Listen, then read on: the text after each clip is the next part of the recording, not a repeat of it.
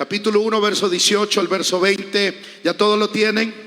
Dice en el nombre de Jesús: sabiendo que fuisteis rescatados de vuestra vana manera de vivir, la cual recibisteis de vuestros padres, no con cosas corruptibles como oro o plata, sino con la sangre preciosa de Cristo, como de un cordero sin mancha y sin contaminación. Verso 20: ya destinado desde antes de la fundación del mundo, lea conmigo lo que termina, pero manifestado en los postreros tiempos por amor de vosotros. Una vez más, pero manifestado en los postreros tiempos por amor a vosotros. El sacrificio perfecto. Ocupen por favor sus asientos.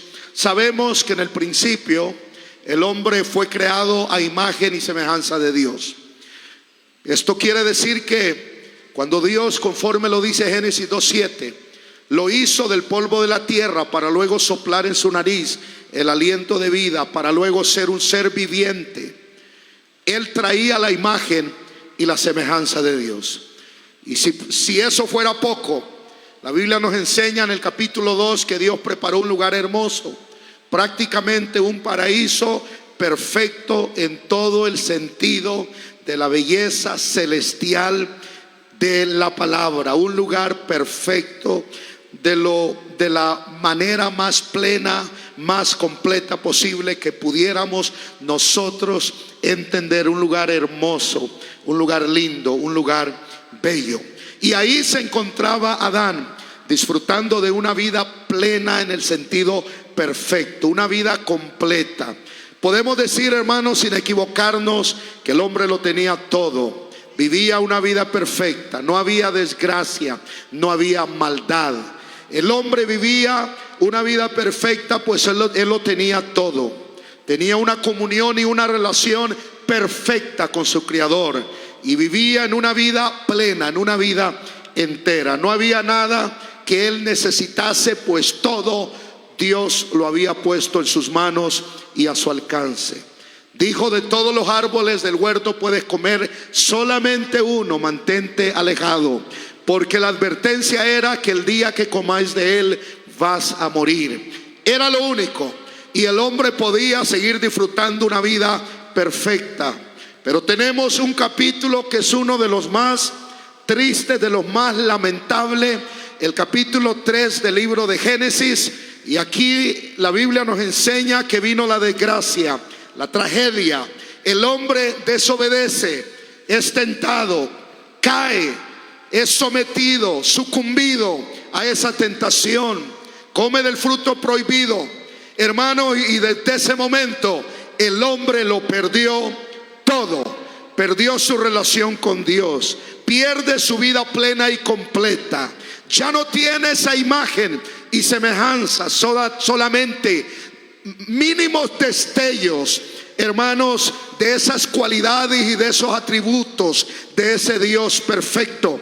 Pero esa imagen y esa semejanza perfecta de Dios, hermanos, solamente era sombra. Repito, solamente destellos de lo que fue ese estado de inocencia. El apóstol Pablo, hermanos, después nos enseña en un versículo de mucha revelación, en Romanos 5:12, dice que el pecado vino al hombre. El pecado entró al mundo por un hombre la muerte. Esa muerte pasó a todos los hombres por cuanto todos pecaron. Esto quiere decir que ahora el hombre poseía la maldad. El pecado comenzó a gobernar su vida y arruinó su estado de inocencia, arruina su relación con Dios, se aleja de su presencia. Y es por eso, hermanos, que cuando Dios va en busca del hombre, el hombre, en lugar de alegrarse, el hombre, en lugar de regocijarse porque Dios deseaba volver a tener intimidad, contacto, comunicación con Él, en lugar de alegrarse, le da miedo, se preocupa, siente vergüenza, se esconde y trata de esconderse a manera que el Señor no lo encontrara. ¿Por qué? Porque se había formado una barrera, una división. El hombre se sentía culpable. Ahora sentía ese alejamiento de su Creador por esa desobediencia, por esa muerte que a través del pecado llegó a su vida. Esto fue una tragedia, una desgracia, Pues no solamente el hombre se echa a perder, no solamente el hombre se aleja de su Creador, sino que también nos afecta a todos nosotros. Es aquí donde debemos de entender lo que dice el Salmo 51, verso 5. En maldad he sido formado, en pecado, tristemente, en pecado vine a esta tierra. Es por esto que por naturaleza, desde que el hombre es formado, ya es formado lejos de su Creador. Ahora, hermanos, el hombre ha fallado, el hombre ha violado una sola ley, ya no puede estar en el huerto, ya no puede seguir viviendo en el huerto de Edén.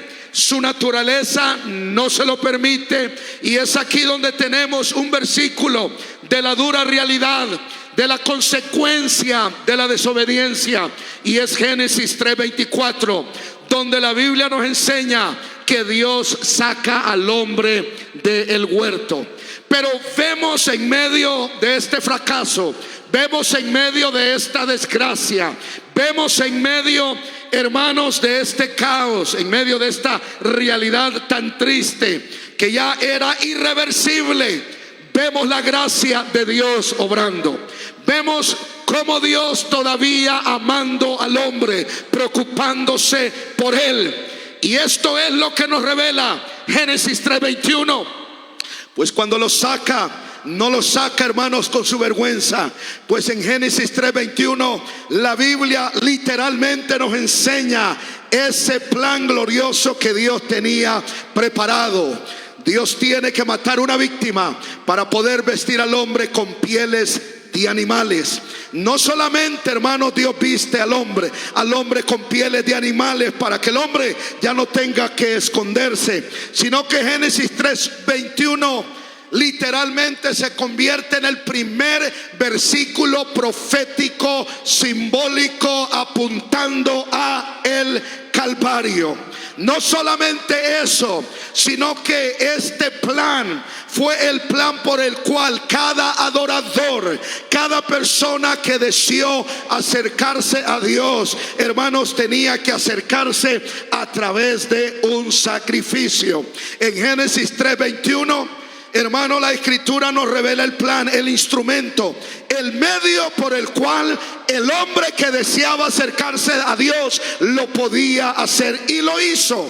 No solamente, repito, viste al hombre, no solamente cubre su desnudez, no solamente el Señor le quita ese miedo, esa vergüenza, sino que también vemos el primer sacrificio, la primer muerte, el primer derramamiento de sangre, con la mira, con el propósito de que el hombre ya no se escondiera más de Dios. Dios revela al hombre y a nosotros el medio para que el hombre pudiera acercarse a Dios. Es aquí, por primera vez, con el primer sacrificio que Dios mismo realizó, que el sacrificio se convierte por orden divina en el medio que permite al hombre, de una manera limitada, pero le da la oportunidad al hombre pecador, al hombre que ha caído de la gracia, acercarse y tener cierto contacto con Dios. Es ahí donde aparecen Caín y Abel en Génesis capítulo 4. Ambos trajeron una ofrenda. Ambos le presentaron a Dios una ofrenda. La ofrenda de Abel tenía el elemento de sangre. Es por eso que era la ofrenda agradable. Es así como a través de una ofrenda, hermano, Abel pudo acercarse a Dios. Y es así como él trajo de lo más gordo de los animales, dice Génesis 4:4, una ofrenda a Dios. Pero donde de una manera textual aparece la palabra, hermanos, altar. Esa es la ofrenda que ofreció, o en los muchos sacrificios que Noé ofreció cuando, al abrirse las puertas después del diluvio, después de que las aguas, hermanos, descubren lo seco, y después de que él sale por primera vez en Génesis 8, versos 18 al 21, dice que Noé levanta un altar y ofreció sacrificios sobre ese altar. Y es así como a través de ese sacrificio, la Biblia dice que percibió Jehová olor grato, olor agradable. Y es a través de ese olor grato que él vio a la tierra y no era una casualidad que era el mismo Noé ofreciendo un sacrificio. Y se acuerda, dice la Biblia, de Noé y su familia, y Dios hace un pacto. Estamos viendo que desde el primer sacrificio en adelante, este fue el medio para que el hombre y la mujer se pudieran acercar a Dios. Y es así como al estudiar la vida de los patriarcas como Abraham, Isaac y Jacob, cada vez que ellos deseaban adorar a Dios, ellos iban a un altar que ya habían levantado, ofrecían sobre él sacrificios y a la misma vez levantaban las manos y comenzaban a adorar y comenzaban a exaltar a Dios. A cada lugar, siendo peregrinos en la tierra de la promesa, que después de cientos de años su misma descendencia lo toma como posesión. Siendo ellos peregrinos, cada lugar donde iban, lo primero que buscaban era un lugar céntrico. Levantaban un altar y acudían a ese altar con ofrendas para luego adorar, para luego exaltar y para luego glorificar al que vive por los siglos de los siglos. Como referencia tenemos versículos como Génesis 12:7, Génesis 12:8, Génesis 13:4, donde dice: al lugar del altar que había hecho allí antes, e invocó allí Abraham el nombre de Jehová. Génesis 13:18 dice: edifica allí altar a Jehová. Las escrituras solamente en el libro de Génesis, en el libro de los principios, de los orígenes, del inicio de todo, vemos por medio de las escrituras como Abel, Abraham, Jacob, Isaac y todos los demás que deseaban buscarle lo hicieron de todo corazón, pero lo hacían a través de los sacrificios que ellos ofrecían sobre el altar. La adoración tenía este elemento importante y necesario para que hubiera una relación, un acercamiento de ellos con Dios. La adoración, la alabanza dependía del sacrificio que ellos ofrecían sobre el altar. Podemos decir sin equivocarnos que el sacrificio era la ofrenda que los conectaba con el cielo para poder hablar con el Creador, para poder hablar con el Eterno. Literalmente el sacrificio los trasladaba a ellos a ese nivel de comunión con ese ser eterno, creador de los cielos y la tierra, que vive por los siglos de los siglos. Amén. El sacrificio se convirtió en el medio, en el puente, en el instrumento, como en el abogado que de una manera abría las puertas hasta cierto punto para que el adorador se acercara e invocara y exaltara al Creador de los cielos y la tierra. Este principio de adoración que dependía del sacrificio se fue viendo, hermanos, muchas veces en todo el Antiguo Testamento. Y es así como después de la liberación del pueblo de Israel de Egipto, en la ley Dios establece ya de una manera oficial, como mandamiento y ordenanza, los sacrificios ofrecidos sobre el altar de bronce. Es aquí en el libro de Éxodo que Moisés levanta el tabernáculo y todos los muebles sagrados. El que tenía que ver con los sacrificios era el altar de bronce, el que se encontraba en el atrio. El primer mueble cuando entraba uno hacia el atrio, en el altar de bronce los sacerdotes ofrecían diariamente, desde la mañana hasta la tarde, todos los sacrificios, todas las ofrendas, todos los holocaustos que el pueblo desde la mañana hasta la tarde, todos los días, traía a los pies del Señor a través de los sacerdotes, quienes eran los que los ofrecían sobre el altar de bronce. Allí llegaban al lugar donde estaba el altar de bronce para ofrecerle a Dios los sacrificios de agradecimiento, de paz y de adoración. Aquí en la ley, el altar de bronce se convierte en el mueble más usado y el que conectaba hacia el sacrificio en el Calvario. De todos los sacrificios que eran ofrecidos sobre el altar de bronce de una manera constante, diaria, continua, el sacrificio solemne más importante, el jefe de todos los sacrificios, que era aquel que el sumo sacerdote ofrecía sobre el altar de bronce en ese día llamado el día de la expiación. Una vez al año, el día más solemne, el sacrificio de sacrificios, era el sacrificio que representaba a todo el pueblo de Israel, el sacrificio que abarcaba y cubría toda la descendencia de los patriarcas.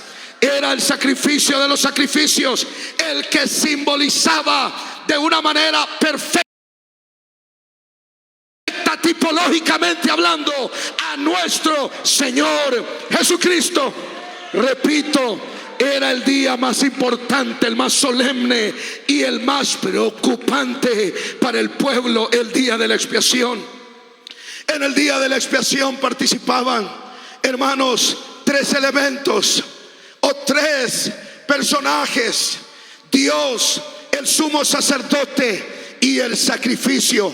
La Biblia lo declara de esta manera en Hebreos 9:7, pero en la segunda parte: solo el sumo sacerdote una vez al año, no sin sangre, el cual ofrece por sí mismo y por los pecados de ignorancia del pueblo. Hebreos 5 del 1 al 3 dice: porque todo sumo sacerdote tomado de entre los hombres es constituido a favor de los hombres en lo que a Dios se refiere, para que presente ofrendas y sacrificios por los pecados, para que se muestre paciente con los ignorantes y extraviados, puesto que él también está rodeado de debilidad, y por causa de ella debe de ofrecer por los pecados, tanto por sí mismo como también por lo del pueblo. Nadie más estaba en el tabernáculo en el día de la expiación.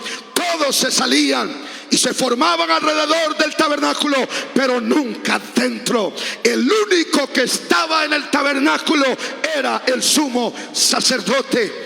En ese día toda labor, todo trabajo y toda obra cesaba. El enfoque era 100% exclusivo a la ofrenda que el sumo sacerdote preparaba para luego dirigirse hacia el lugar santísimo para ofrecer esa ofrenda sobre el propiciatorio en medio de los dos querubines, para que los pecados del pueblo volvieran a ser cubiertos.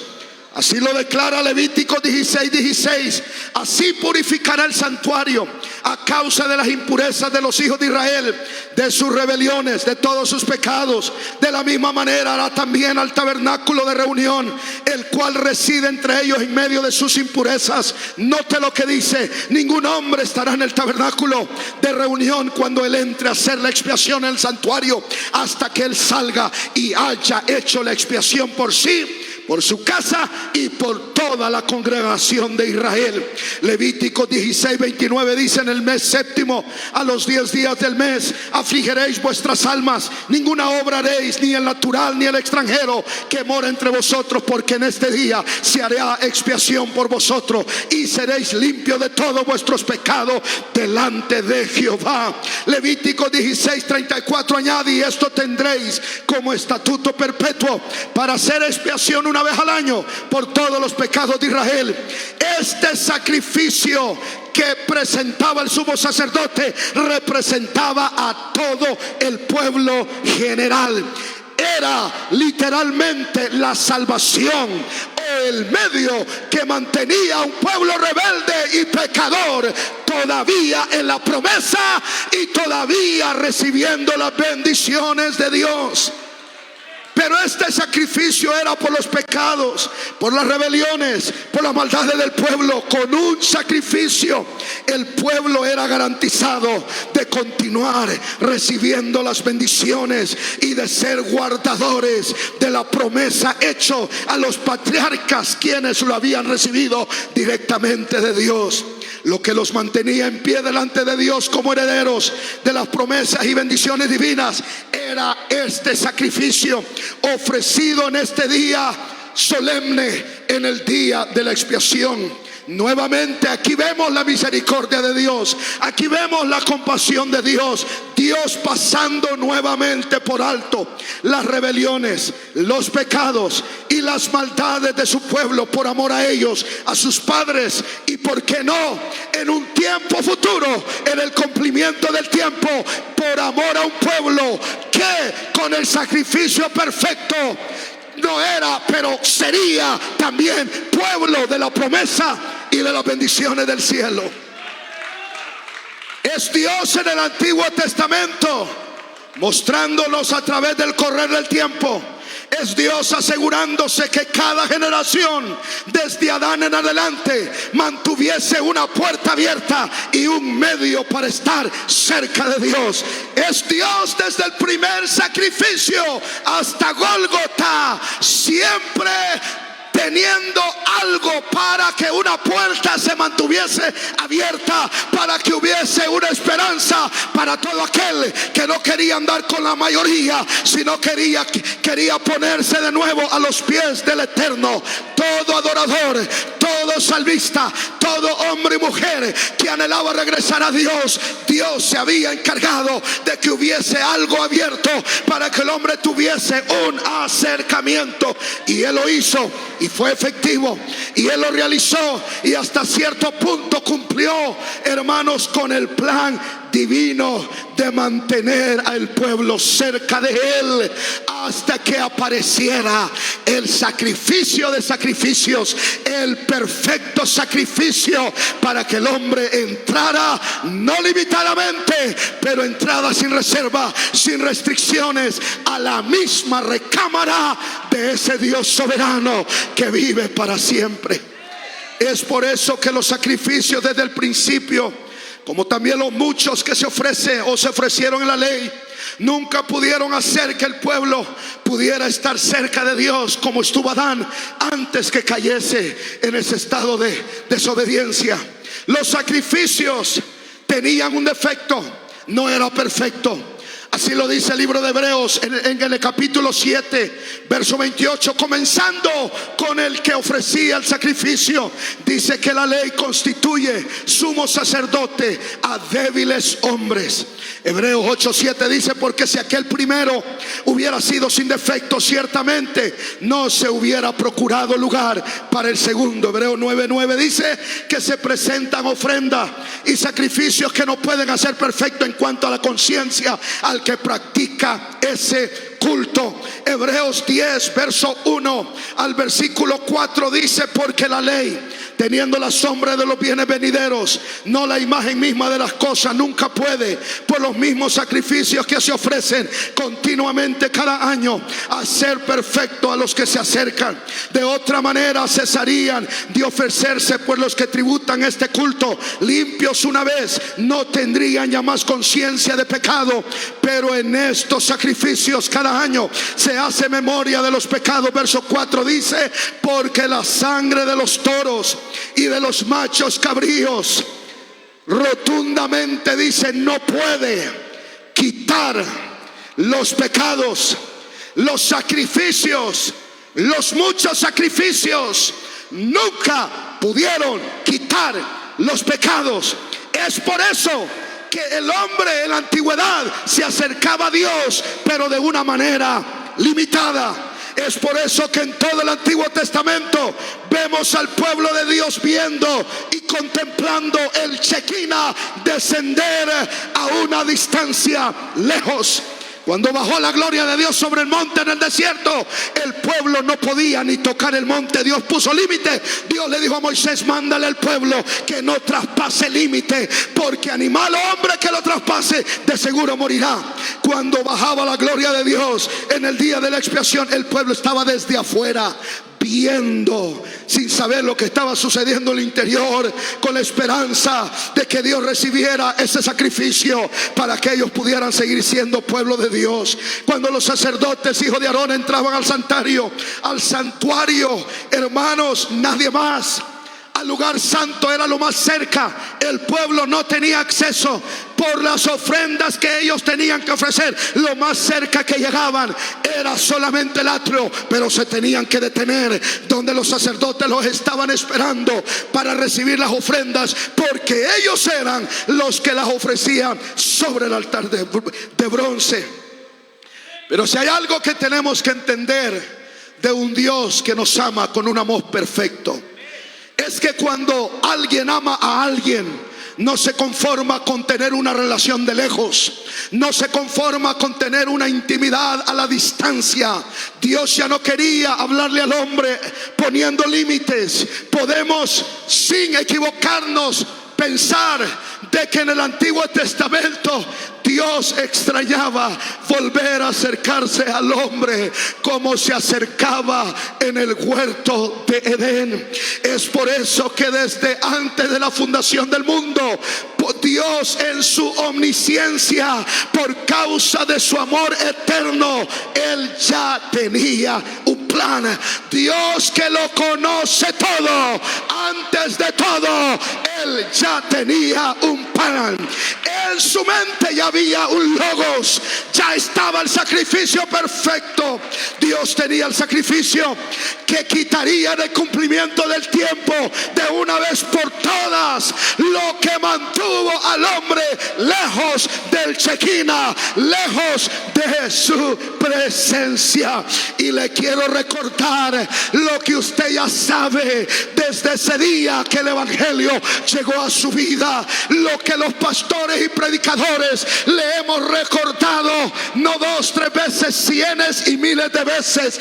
Hoy le quiero recordar, Jesucristo fue ese sacrificio perfecto que vino a dar su vida para que usted y yo no le adoremos de lejos, no le exaltemos de lejos, no le sirvamos de lejos, no nos acerquemos a una distancia, sino que corramos a sus brazos, a adorarle, a exaltarle, a bendecirle, a darle la gloria, la honra y la alabanza. Cristo Jesús, dice Pablo, vino al mundo para salvar a los pecadores. Jesucristo, hombre, se dio a sí mismo en rescate por todos. Se dio a sí mismo por nosotros, dice Tito, para redimirnos. Primera de Pedro 3:18 dice que Él padeció una vez por los pecados, el justo por los injustos. Es por eso que cuando vamos al Nuevo Testamento, el Nuevo Testamento abre sus páginas y nos introduce a Jesucristo, comenzando con el verso 1 del capítulo 1, hablando de la genealogía de Jesucristo, hijo de David, hijo de Abraham. De esto se trata todo el Nuevo Testamento, la venida de Jesucristo, con el propósito de reemplazar lo imperfecto por lo perfecto, lo ineficaz por lo eficaz, lo limitado por una ofrenda que nos llevaría a una relación sin límites. Jesús fue ese sacrificio perfecto por el cual la salvación tocó las puertas de nuestro corazón. Todos los sacrificios del Antiguo Testamento eran sombra y tipo del sacrificio perfecto y eficaz. Todos los sacrificios literalmente estaban emparejando el camino, como lo hizo Juan el Bautista para la aparición del Señor Jesús. Hablando de Juan el Bautista, la Biblia nos lleva al capítulo 1 del Evangelio de Juan, y está Juan bautizando en el río de Jordán, y a lo lejos siente una corazonada, no sé cómo dicen aquí, un sentir, siente una convicción y deja de bautizar. Levanta la cabeza y a lo lejos ve una figura. Al principio, por la distancia, no pudo distinguirlo, pero cuando ya se hizo visible, lo reconoció. Y quizás al principio la primera impresión fue: es mi primo, es Jesús. Pero en ese momento sucedió algo sobrenatural. El espíritu de profecía se apoderó de Juan el Bautista y lo vuelve a ver. Y ya no lo ve como su primo, ya no lo ve como cualquier hombre, ya no lo ve como un humano. Ahora la profecía se lo presenta como un cordero. Es por eso que en Juan 1:21 él levanta su voz y él grita con todas sus fuerzas y él dice estas palabras, me imagino que señalándolo, apuntándolo a él: he aquí el Cordero de Dios que quita el pecado del mundo. Jesús fue ese sacrificio. Los muchos otros sacrificios solo cubrían. Es por eso que el pueblo desde lejos contemplaba la gloria de Dios. A una distancia saboreaba la gloria de Dios. Pero aquí, en el cumplimiento del tiempo, aparece el Salvador del mundo, nacido de una mujer, nacido conforme a la ley, fue concebido por Dios, convirtiéndose él en su Padre, Dios manifestado en hombre como el Cordero. Y así lo presenta Juan: he aquí el Cordero de Dios. Él si viene a quitar, él si viene a ser un lado, él si viene a quitar la barrera para invitar a todos los que lo deseen, los que lo anhelen, para invitar a todos los que deseen el Shekinah, no a una distancia, sino que se entrelace en la misma humanidad de la misma persona del que lo anhela. Aquí está el que quitará el pecado del mundo. Denle un aplauso fuerte al Señor en esta hora. Ahora,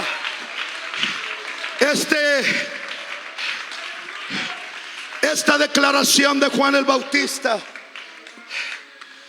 tiene un significado glorioso. Me perdonan los del audio porque yo soy un tormento para los que yo no me puedo quedar estático. Así nací. El doctor no tuvo que darme unas nalgadas, ya nací llorando. Como que sospeché que me iba a dar mis primeras nalgadas. Y yo dije, no, yo le ayudo, doctor. Y desde que comencé a llorar, siempre he sido inquieto. Y cuando me convertí al Señor, le doy más dolor de cabeza al diablo. Aleluya, gloria a Dios. Juan 1:29, la declaración de Juan el Bautista tiene un significado glorioso. Porque ningún otro profeta, ningún otro sacerdote, ningún otro siervo de Dios tuvo el honor, tuvo el privilegio de hablar del Mesías como que ya es un presente. Todos hablaban en tiempo futuro. Viene uno, aparecerá uno, viene uno, vendrá uno. ¿Cuándo? No sé. En este tiempo no lo sabemos. Y ellos murieron sin saber. Ellos murieron sin saber quién era. Juan el Bautista tuvo el privilegio de presentarlo. Ni Moisés, ni Samuel, ni Elías, ni Isaías, ni ningún otro profeta pudo señalarlo. Se atrevió a decir, aquí está. Pero mientras Juan estaba en el río de Jordán bautizando, aleluya, la profecía le dijo: Juan, tú eres el privilegiado. Juan, aquí está. Es una realidad. Por eso apareciste, por eso te preparé, por eso fuiste lleno con el Espíritu Santo desde el vientre de tu madre. Para esta hora te he apartado y te he llamado. Ya no puedes profetizar en tiempo futuro. Ahora es un presente. El Mesías está aquí. Aleluya. Creo que Juan dijo: he aquí el Cordero de Dios. Ya no tenemos que esperarlo, ya no tenemos que orar, envíalo, Él ya está aquí. Y Él vino con una misión rescate. Él vino con una misión. Sabemos que el ministerio terrenal de nuestro Señor Jesucristo se caracterizó por los milagros, por las sanidades, por las proezas. El mismo escritor, en el fin de su escrito, en el Evangelio de Juan, él dijo: creo que si nos hubiéramos atrevido a poner cada hazaña, cada obra, cada milagro, cada palabra, cada acción que Dios hizo, que Jesús hizo, creo que no cabería en todos los libros del mundo. Diarios de la mañana hasta la tarde, era algo sobrenatural. Ya era algo habitual a los ojos de los discípulos. Como eran un poco carnales, yo creo que entre ellos apostaban. Ya me imagino Pedro hablar o los dos hijos de trueno. A ver, vamos a hacer una apuesta. ¿Cuántos ciegos recibirán la vista? ¿Cuántos paralíticos caminarán?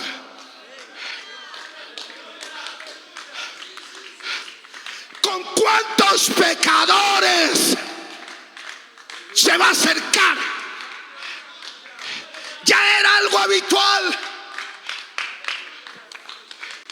Pero todo eso hubiera sido en vano si Jesús no da su vida en Gólgota. Todos los milagros, todos los tres que él resucitó, por lo menos los que registra la Biblia: la hija de Jairo, el hijo de la viuda de Naín y el mismo Lázaro después de 4 días. Todos los que resucitaron, todos los que fueron sanados, de nada hubiera servido si Jesús no da su vida en la cruz del Calvario. Pero él vino con una misión: dar su vida. Ya sonó mi alarma. Dar su vida en la cruz del Calvario.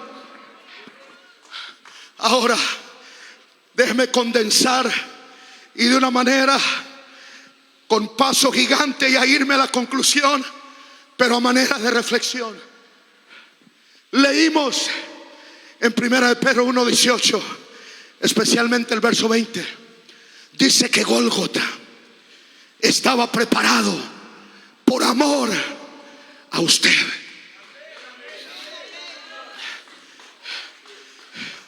Es decir, desde que Dios elige a Abraham en Génesis capítulo 12, desde ahí en adelante hasta el Calvario, todas las bendiciones sobre Israel, las promesas sobre Israel, los gentiles viendo desde lejos, anhelando, deseando, queriendo, pero no era para ellos. Pero ahora aparece Jesús por amor a un pueblo que no era pueblo. Lea Efesios capítulo 2. Estábamos sin Dios, sin esperanza en este mundo. No éramos parte del pueblo, pero por amor a nosotros aparece Gólgota. Aparece la escena del sacrificio en el lugar de la calavera. Aparece el Hijo de Dios, aparece Jesús, aparece el Cordero, Dios manifestado en carne como el sacrificio. Aparece y Él os ha ofrecido, y la Biblia testifica que Él dio su vida no solo por amor a los descendientes de Abraham, sino por amor a usted, que es parte de esta iglesia, para abrir las puertas de la vida eterna, para abrir las puertas a su misma presencia.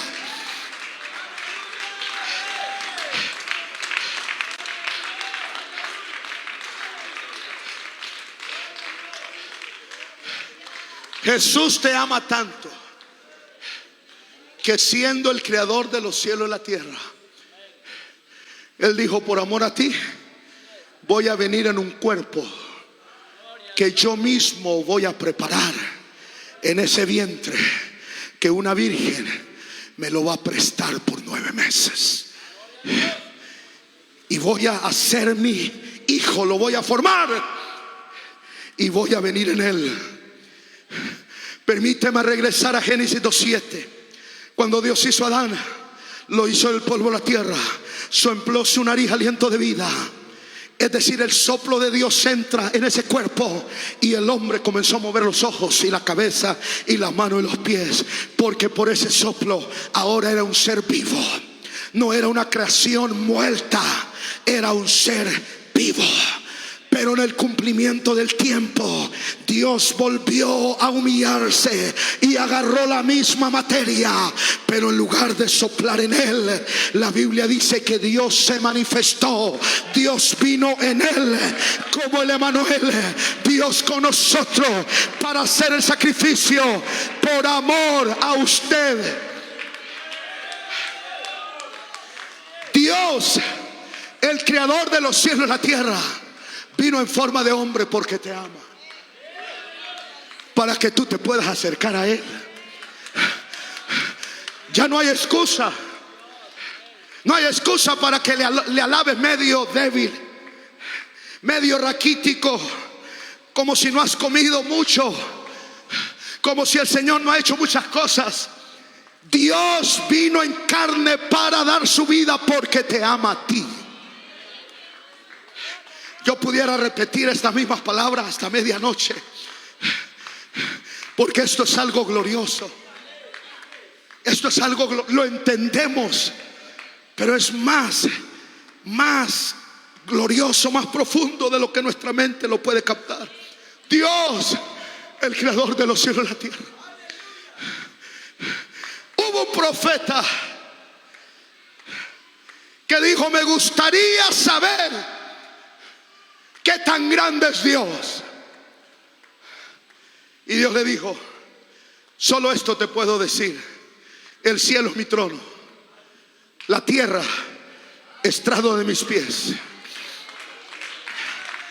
A el sabio de sabio Dios le dijo, cuando estaba dando su sermón elocuente, después de haber terminado el templo, y estaba inaugurándolo, y ese mensaje de gratitud elocuente, glorificando a Dios y dándole gracias, en medio de ese discurso, Dios le dijo: voy a enloquecer tu sabiduría.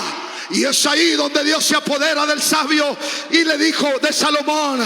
Y aquí Salomón logra solamente decir: los cielos de los cielos no pueden contener tu gloria, cuanto menos este templo que he edificado. Pero él hizo una pregunta que los antiguos antes del Calvario no pudieron contestarla. Pero es cierto que Dios habitará entre los hombres. Si los cielos de los cielos no pueden contener tu gloria, es inconcebible que los cielos de los cielos no puedan contener tu gloria. Y tú vas a habitar en un cuerpo insignificante.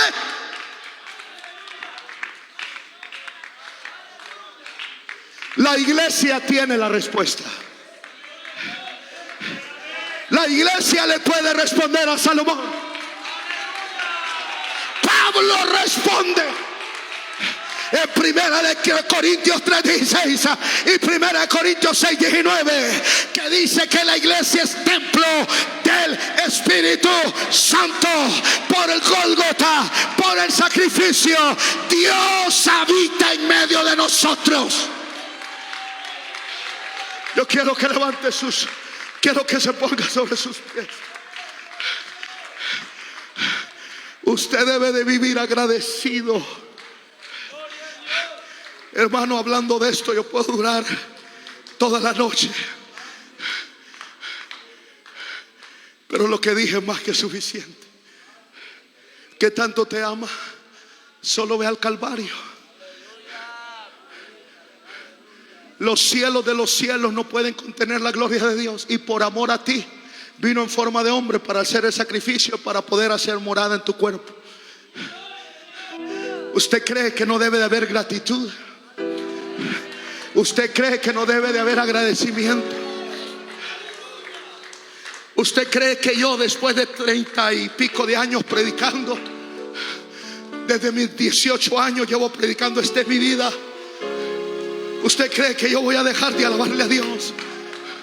Cuando este vaso inservible, este barro insignificante, fue elegido para ser el lugar santísimo del mismo Chequina, la gloria radiante de Él, ¿usted cree que no hay que alabarle por lo que Él hizo? ¿Usted cree que no hay que alegrarnos cada vez que venimos al culto? ¿Usted cree que no hay que cantar con todas nuestras fuerzas? Él nos salvó, Él nos rescató, Él nos liberó, Él nos hizo libres. Ahora usted es libre, ahora usted es hijo de Dios, ahora usted es hija de Dios, ahora usted es rey y reyes, rey y reina, hijo e hija, príncipe y princesa del Rey de Reyes, porque el sacrificio fue perfecto. Yo quiero en esta hora que hagamos una intercesión por su vida. Este mensaje tiene 3 propósitos. Número 1, despertar en usted ese servicio fogoso e inspirado con el cual hace 30 años le servía a Dios. ¿Usted cree que nosotros los siervos nos hemos santificado a un nivel donde ya hay que aplaudirle con estilo, hay que alabarle todo ético por la homilética? Porque somos grandes, porque somos predicadores, no dejamos de ser discípulos, no dejamos de ser salmistas, no dejamos de ser vasos inútiles, vasos de barro. El mismo gran apóstol Pablo dijo: tenemos este tesoro en vasos de barro para que la excelencia y el poder sea de Dios. Y en segundo lugar, quiero que usted entienda el privilegio que usted tiene de tener acceso libre a la presencia de Dios.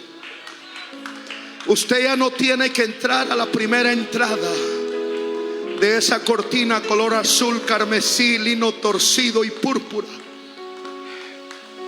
y llegar solo al atrio. Usted puede pasar hacia la misma presencia de Dios. Y en tercer lugar, que usted no descuide ese servicio apasionado. Siga sirviendo a Dios con todas sus fuerzas. Siga adorando a Dios con todas sus fuerzas. Siga glorificando a Dios con todas sus fuerzas. Yo le invito a que venga a este lugar, salga de